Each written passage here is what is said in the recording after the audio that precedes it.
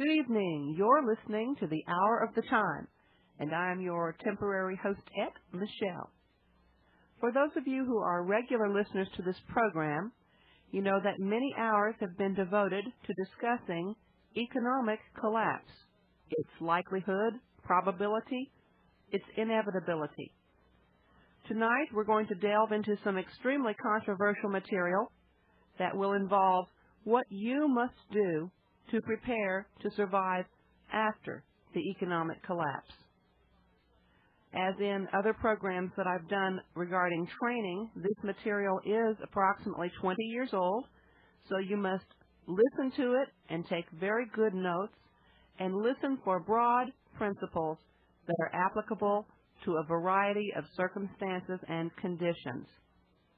So you'll have approximately 3 minutes here to get paper and pencil by your side. You're going to need it. And then we'll continue with this evening's program, Defending Your Retreat, a Manual After the Collapse. This is Defending Your Retreat. Roman numeral 1, Introduction. What you are about to hear may seem shocking. Our country is currently headed on a course that may completely change life in America as we know it. Very soon, our basic survival may depend on our ability to defend our possessions, families, and homes. There are many that feel the impending economic collapse will be accompanied by a neat, lawful, and calm period of economic adjustment. If they are correct, then the need for information such as this does not exist. However, they are playing poker with the biggest stakes of all, their lives. I would far rather be too well prepared than face the future defenseless. The events of 1977 in New York City during the power shortage are an omen of what we can expect during a period of extended economic crisis. How would you defend your possessions against organized bands of looters? Could you survive without police protection? It is neither the purpose nor intention here to explain or detail the economic disaster that awaits us. I assume that if you were not concerned with the frightening prospects of our future, you would not be listening to this program. If this information sounds militaristic, it is intended to be so. Even the greatest preparations for the future will be to no avail if you are not able to defend and protect what you have saved. The background of the writer of this manual includes graduating from one of our country's military academies and combat experience in Vietnam. Many of the comments and suggestions that you will hear are drawn from both his military training and observations. Some of the material here has been taken from an impeccable source, U.S. military training manuals. The writer has, however, attempted to separate the vital and necessary information from that which has no relevance. If you will study and put into effect many of the ideas contained here, you will greatly increase your chances for survival. Roman numeral 2. Does this all sound extreme? I can imagine some prospective retreater hearing these words and wondering how paranoid I must be. Let me answer the question to save you the time worrying. Your time will be much better spent preparing for the coming collapse. It is my personal conviction that we should prepare for the worst and feel very fortunate if it does not occur. Is it imprudent to have a fire extinguisher in your home, even though the possibility of a home fire is actually very remote? Unfortunately, the days ahead of us may be very severe. For every one family that prepares for the coming calamity, perhaps 1,000 or more will not. When these unprepared individuals begin to run out of food, is there any limit to their struggle for survival? Your survival will depend on your ability to protect what you have. The large number of state and federal armories scattered around the country may at first seem a blessing. In the long run, however, they may constitute the ultimate threat to our existence at the retreat. When controlled and supervised, the weapons in these armories increase our country's strength and prevent widespread civil disorder, sometimes. In the advanced stages of the inflationary panic that seems to be coming, the government, both state and federal, will most likely lose control over the National Guard and many federal troops. As the dollar loses more value each day, troops will eventually refuse to serve when paid only with worthless paper money. As civil disorder begins, the troops must decide whether to defend their homes and families or yours. Guess what they will decide. As a byproduct, they will take home with them or allow to fall into the wrong hands vast quantities of automatic weapons, ammunition, grenades, mortars, and even armored vehicles. How ridiculous would your defensive preparations seem against heavily armored looters assaulting your position for food? What is the answer? As I see it, we must make every possible preparation for defense consistent with our abilities and finances. Given the prospect of attacking a well-prepared defense position, your attackers may soon give up this folly and move down the road to attack someone else. Roman numeral 3, defending your retreat. The single most important criteria of all is to ensure the retreat you select is defendable. Your defense may simply be its isolation, its physical preparations such as barbed wire or entrenchments, or a combination of the two. Remember, however, even the most thoroughly prepared and vigorously defended retreat may not survive repeated assaults from heavily armed and determined bands of looters in a highly populated area. Conversely, the most isolated retreat may fall to a single looter unless basic security precautions are taken. Basically, stay as far away from the population centers as possible. As food begins to disappear from the supermarket shelves, roaming bands of thugs and looters will gradually begin the attrition process. The weak and unprepared in the major urban areas will be the first victims of the collapse. The more agrarian and remote cities and towns will be spared the violence initially. However, our interstate highway system and modern communication systems will soon spread the disorder over most of the country. It is assumed that your retreat is somewhat isolated or at least away from the major urban areas. Not all of the suggestions here are appropriate for every application. You should, however, find enough to greatly improve the defenses of your selected site. Roman numeral 4. Never retreat alone. To a certain extent, there is safety to be found in numbers. A well-defended retreat of several families is less likely to be attacked than that of a single family. Only if you have the protection of total isolation, deep in the North Woods or the Arizona desert, etc., should a single-family retreat be considered. One person can only remain on guard duty so long.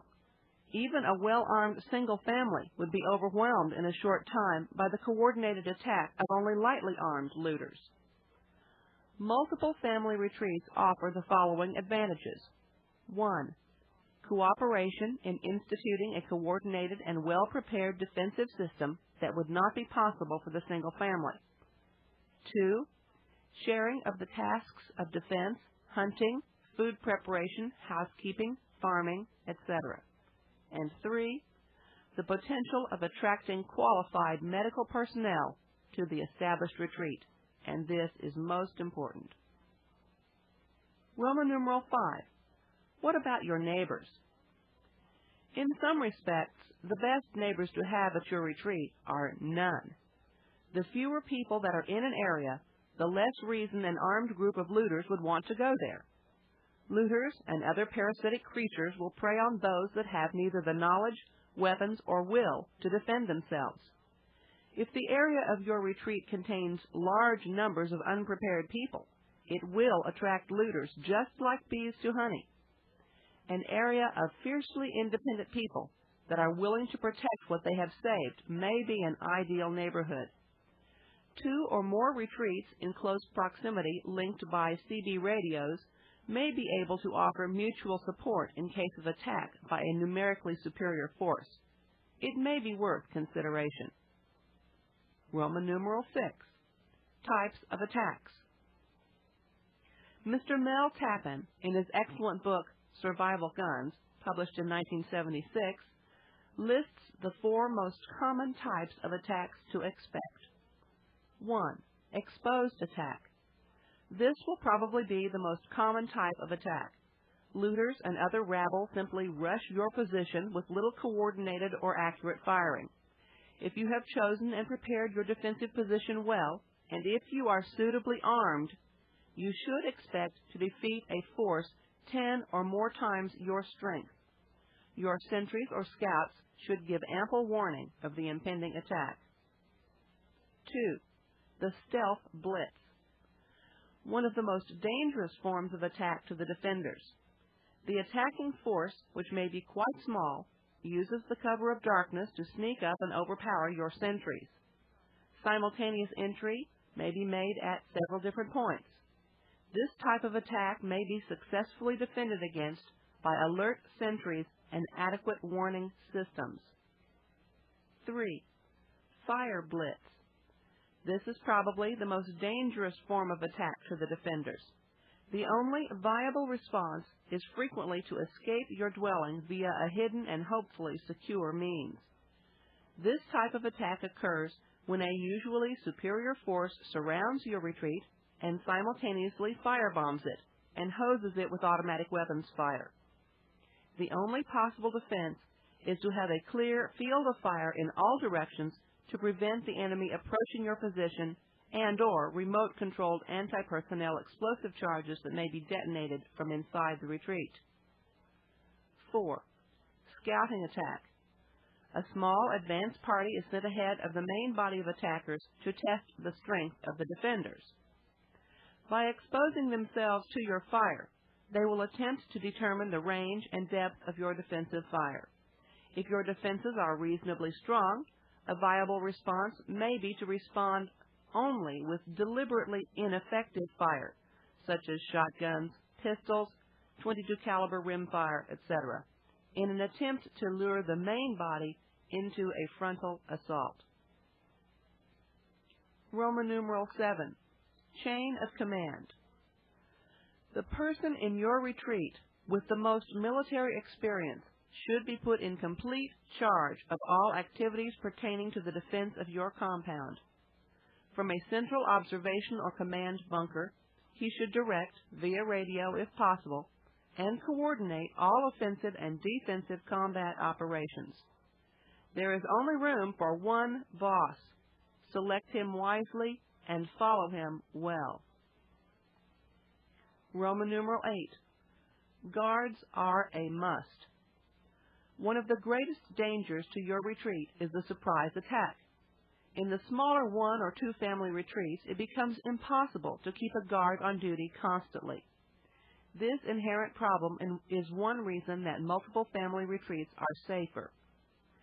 The greatest danger from surprise attack comes at night. The absence of an alert guard may make your retreat vulnerable to even a lone attacker. Smaller retreats must rely heavily upon protective barbed wire, guard dogs, and even geese to give warning of an attack. Larger retreats should assign approximately twice the guard force at night as during the day. During daylight hours, your guard force may be kept to a minimum. With darkness, however, the danger of attack increases substantially. In Vietnam, the greatest danger of attack came during the evening hours. The fortified outposts that the Marines and Special Forces established in the Vietnamese villages are an excellent study model. The problems they faced are similar to what we may expect to confront at a retreat. In preparing the defensive positions at your retreat, the following priorities should be established. 1. Clear fields of fire and remove objects that limit observation. 2. Prepare adequate communication and observation systems, visual, CB radios, walkie-talkies, and so forth. 3. Prepare individual shelters, storage facilities, and weapon emplacements. 4. Design and install barbed wire obstacles and barricades. 5. Plan for the concealment or camouflage of all defensive positions. Roman numeral 9. to shoot or not to shoot. As you watch a group of strangers approach your retreat, an important decision must be made. Militarily, you do not want to allow any strangers to approach and enter your retreat. To do so would compromise and weaken the effectiveness of your defense. As the group approaches, you should have established a deadline, beyond which no one may approach without securing permission. Anyone that is so warned and refuses to heed your warning must be treated as an enemy. Roman numeral 10, communications. Communication is a vital ingredient in coordinating the defense of your retreat. The advent and development of the CB radio has been of major interest to the retreater. Low-cost, portable CB radios may be used to arm all patriots, lookouts, scouts, and so forth with instant communications. CBs are not private, however. A potential enemy may just as easily monitor all your messages once they discover the channel you are using. Remember, never discuss codes, ciphers, or the organization of your frequency changes over the CB radio. One security solution may be to see if crystals may be secured for all of your CB sets that allow them to operate either slightly above or below the regular frequencies.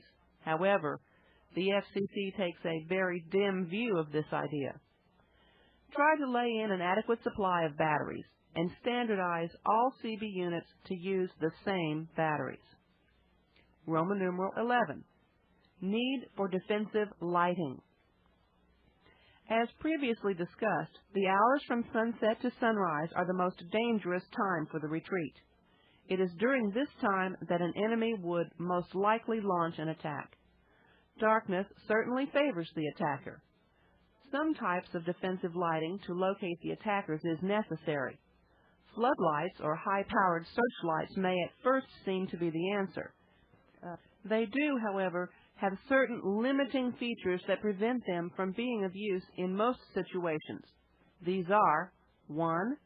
They require a large power source that most likely will not be available in a survival situation. 2. Floodlights or high-power searchlights would easily be shot out by an enemy determined to attack your position. There are 2 solutions to the problem. They are, 1. Flares. The Army and Marines in Vietnam faced the same problem. The mortar-launched parachute flare proved to be an excellent solution. The extremely bright magnesium flares would light a very large area for a surprisingly long time. The hotly burning magnesium flare products produce updrafts that help the parachute stay aloft longer. The problem, of course, comes in when you try to obtain mortars and parachute flares. Though difficult and perhaps illegal to obtain now, there may be a time that they are available in the future. Keep them on your list. 2. Night vision devices. There are basically 2 types of night vision devices available, active and passive. A. Active. A light is emitted, such as infrared, and then viewed through a special viewer. The M1 infrared sniping system of the Korean War fame used this method. The major drawbacks are the bulky power packs required to operate the unit and the possibility that an enemy with an infrared viewer could easily locate your position from your light transmissions. B. Passive. A passive night vision system is most desirable because it emits no light. The passive device amplifies existing light levels, such as moonlight and starlight, several million times. During the Vietnam conflict, the writer of this manual used a night vision scope on many occasions to locate enemy sappers before they could approach the lines. A night vision scope mounted on a rifle such as the M16 creates a potent weapon that seriously discourages an enemy from launching a night attack. Roman numeral 12. The use of binoculars and spotting scopes. Binoculars are a valuable tool for both offensive and defensive operations. Binoculars and spotting scopes allow you to identify potential targets at long distances before they become a threat to your retreat. They can also be used to identify friendly aliens to prevent accidents. All guards should have and utilize binoculars or high-powered spotting scopes. All patrols or hunting parties should utilize binoculars to search terrain for both game as well as enemy movement. Roman numeral 13. Sandbags. Sandbags are the basis for any and all defensive emplacements at your retreat. A properly protected position may be invulnerable to all types of small arms fire and most types of mortar fire. They owe their effectiveness to the fact that they absorb and cushion the incoming shot and shell without flying apart. Where wood splinters and concrete eventually cracks after enough hits, sandbags just continue to absorb the shock. Sandbags are, of course, no great secret. We have been using them for many years and through several wars. About the only improvement we have been able to make is producing the bags out of a synthetic material to prevent the eventual rot that occurred with canvas sandbags. When you have a choice, always choose the synthetic bags. Sandbags are not expensive and will last in storage, the synthetic ones anyway, indefinitely. They are released in large numbers on the surplus market and are relatively easy to locate. Do not be afraid to purchase large numbers of bags. A well-fortified retreat may utilize hundreds or even thousands of sandbags. As an added bonus, the filling of sandbags constitutes an excellent form of physical exercise. In Vietnam, it was common to spend at least 1 hour daily filling sandbags, and frequently much longer, when new emplacements were being constructed. Roman numeral 14. How good is your wire? Many good books with illustrations will give you explicit details on the proper procedure to establish a barbed wire perimeter at your defensive position. I encourage you to find those books and study them carefully. A word of caution, however, remember that even good barbed wire emplacements do not make your retreat impregnable. Your wire should never be used as an excuse to relax your alertness.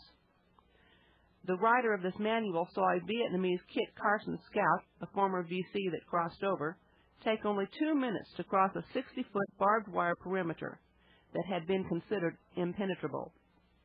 While the number of Kit Carson scouts you may engage after the collapse are admittedly few, do take heed. Don't be lulled into a false sense of security. Roman numeral 15. Land mines. The proper use of land or anti-personnel mines will reduce the area of your perimeter that must be defended against land assault. They do, however, have several serious drawbacks. 1. Landmines are very hard to obtain. 2. The possession of landmines before an economic collapse would be a serious violation of federal law. A serious violation of federal law. 3. The inherent danger that they may be accidentally set off by members of your retreat is very great. Landmines and similar anti-personnel devices at this time are most definitely illegal, so educate yourself completely on this subject, including every aspect of the law. Roman numeral 16. Camouflage your strength.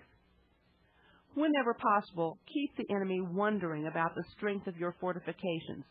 Make it a firm rule not to allow strangers to enter your defensive compound.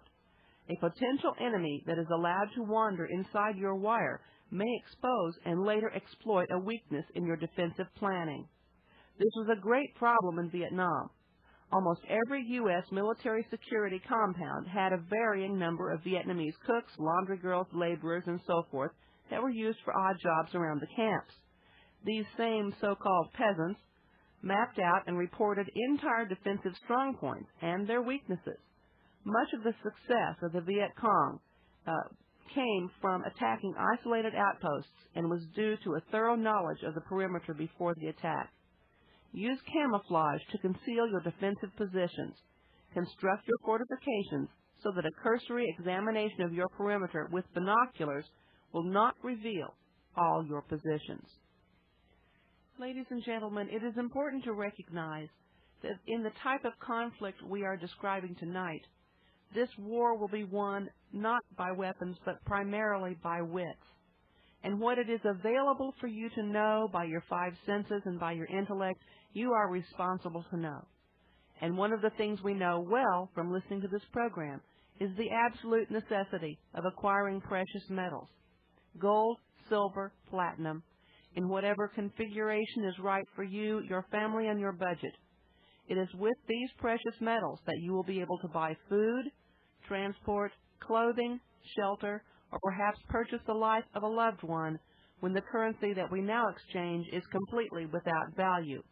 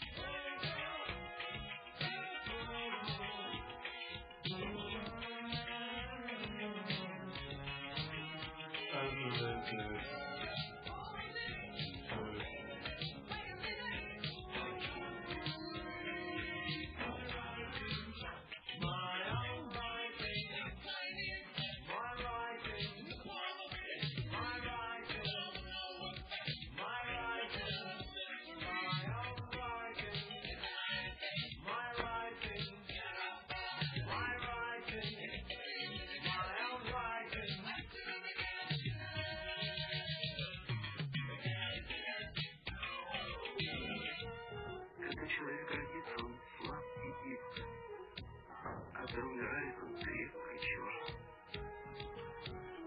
Когда дерево растет, оно нежно и тихо, оно умирает.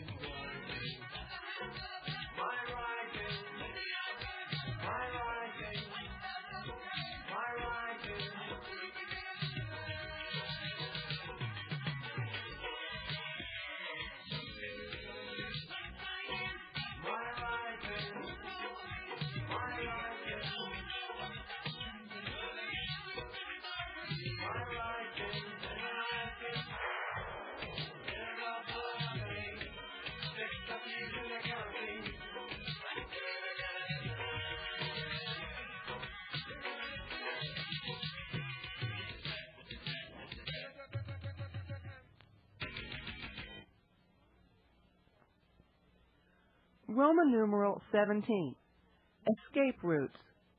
No fortress or defensive position devised by man has proved to be invincible. Given enough time, enough firepower, and enough supplies, your attackers can simply wait you out. While this may or may not be likely in a survival situation, the possibility of being surprised and overrun by a superior force is a real concern. The precautions we have mentioned can help you prevent this from happening, but errors do occur. Guards have been known to fall asleep. You might be attacked before all your defensive preparations have been made, and so forth. Make preparations for this contingency by determining the best escape route from your retreat in advance. Determine which defensive positions are necessary to cover the escape route and assign personnel and alternates to man them. Decide on a place of safety, away from your base camp, that the members of your retreat may gather to regroup. Make sure that all members of the retreat know how to find the regrouping location, especially during darkness. Roman numeral 18, emergency caches. At key locations surrounding your retreat, you should bury critical survival material to be used in case of emergency. This equipment should include, but not be limited to, the following. 1. Spare weapons and ammunition. 2. Compact dehydrated food and vitamins. 3. First aid and medical supplies. 4. Extra compasses and local maps. 5. Gold and silver coins for use for barter. 6. Spare clothing and other miscellaneous items that may be appropriate to your particular situation. The finest booklet ever written on the subject of burying items is called Methods of Long-Term Underground Storage. It should be consulted to ensure that the valuables you bury are protected against corrosion and the elements. Roman numeral 19. Emergency packs. Each man, woman, and child should always keep an emergency pack stocked and ready to take on a moment's notice. If you had to abandon your retreat with no notice, the contents of your pack may prove the difference between life and death. A well-stocked emergency pack should include the following articles. 1. Spare ammunition and an Armalite AR-7 survival rifle or other small, effective, lightweight firearm. 2. Compass and local maps. 3. Dehydrated food and vitamins, as well as eating utensils. 4. Fire-making equipment. 5. A tube tent and insulated thermal blanket. 6. Hunting knife. 7. Spare canteen. 8. Dry clothing, especially extra socks. 9. Miscellaneous personal items. Roman numeral 20. Topographic maps. Topographic maps are an absolute necessity. Unless you know where you are, you can never know where you are going. Topographic maps may be purchased for almost any area within the continental United States. By studying the topographic symbols, you can become familiar with the terrain without ever being there. Use it to plan escape routes, offensive sorties, etc. Roman numeral 21. Always be armed. Once you have established and occupied your retreat, a cardinal rule should be, never be more than arm's length from your weapon. The collapse of law and order, as we know it, if there really is such a thing, places the ultimate responsibility for personal protection with the individual. Unless you are properly armed constantly, you may fall prey to the first vagabond looter that comes along with a Sears 22 bolt-action rifle. The old frontier adage of putting on your gun at the same time you put on your pants has much merit. Each adult should wear a sidearm during all waking hours and keep it next to your bed, bunk, hammock, or sleeping bag at night. Each adult leaving the main security compound should be armed with an assault rifle in either the .223 or .308 caliber. That one trip you make outside the wire with only your sidearm may be the last trip you ever make. A great many parallels may be drawn between the present life of the white Rhodesian farmers in the outlying areas of Rhodesia and our projected living conditions at a retreat. The Rhodesian bush farmers are a very hardy group of men and women. Many a life has been saved because of their defensive practice of being constantly armed. Take heed. Roman numeral 22, standardization of weapons. In a retreat situation, it becomes vital that all weapons be standardized to certain types and calibers. Standardization will accomplish the following. 1. Reduce the number of calibers that must be stocked. 2. Make it easier to stock spare parts for weapons. 3. Reduce the number of spare magazines that must be stored. And 4. Reduce the number of weapons that each person must be familiar with. Roman numeral 23, ammunition. Adequate supplies of ammunition during a period of extended crisis will be a major problem. This may be partially solved by 1. Elimination of all unnecessary calibers and standardization on 5 basic types, that is, the 45 ACP, 308, 223, 22, and 12 gauge. 2. Reloading equipment, dies, powders, and bullets.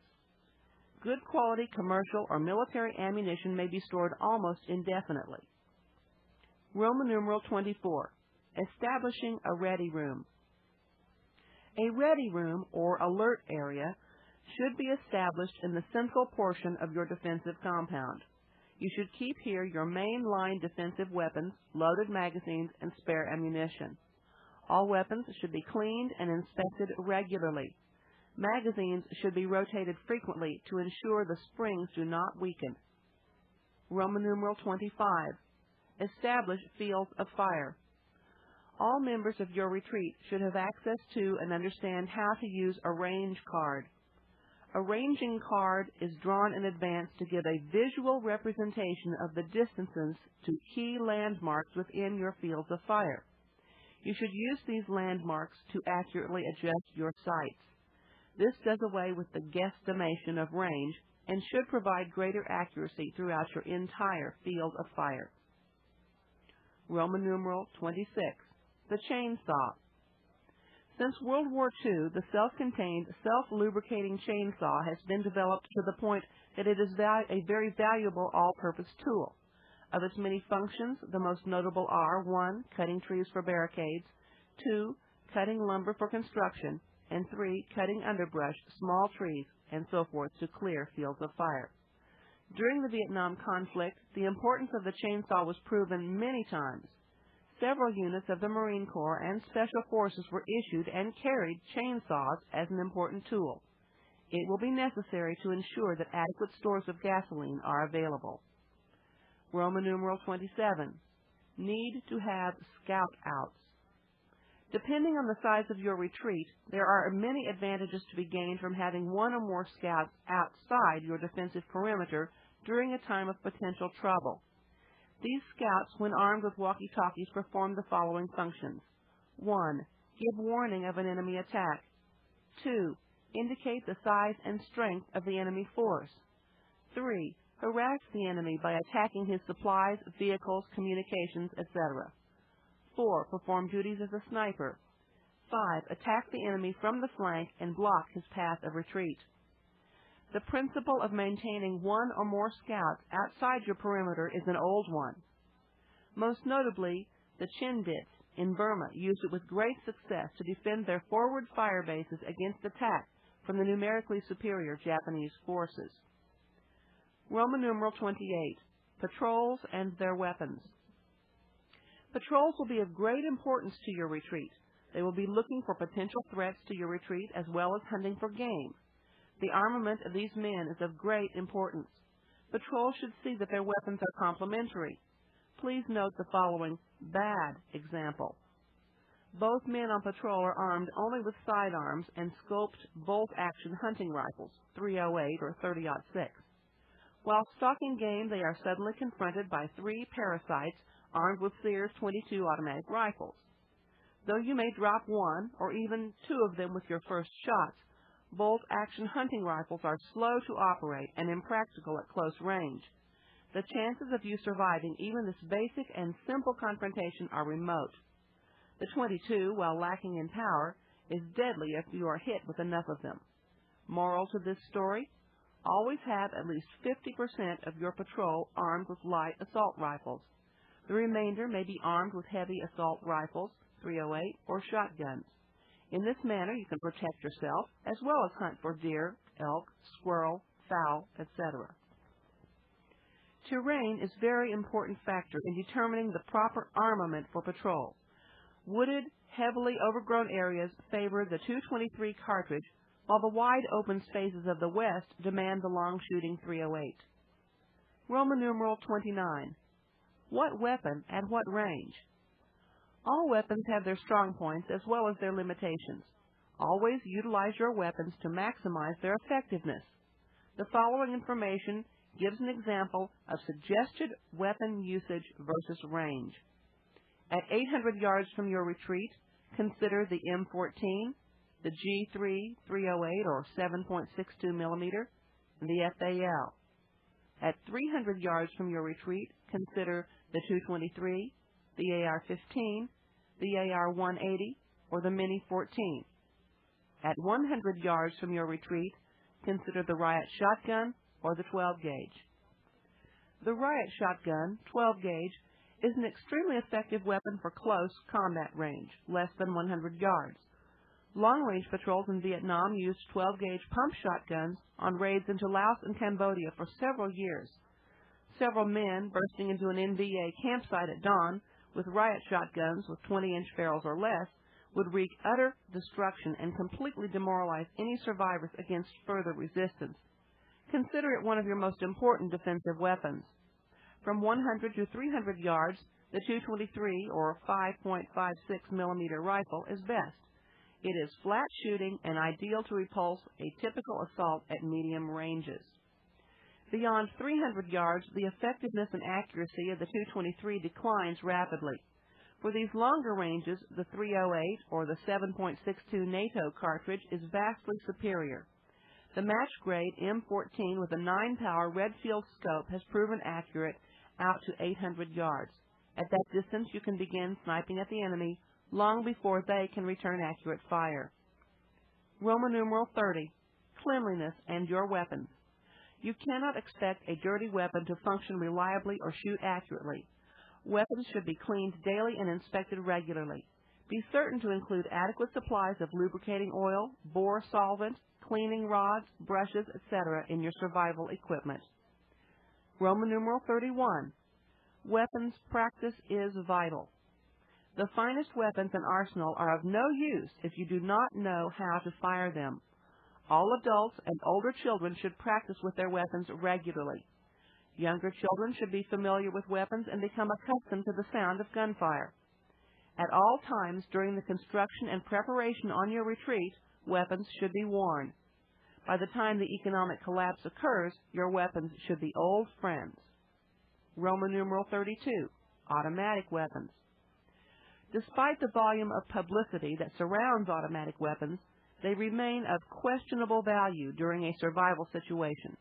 Controlled, highly accurate, semi-automatic fire is far more desirable alternative when ammunition is at a premium. Automatic weapons do have a place in conventional warfare.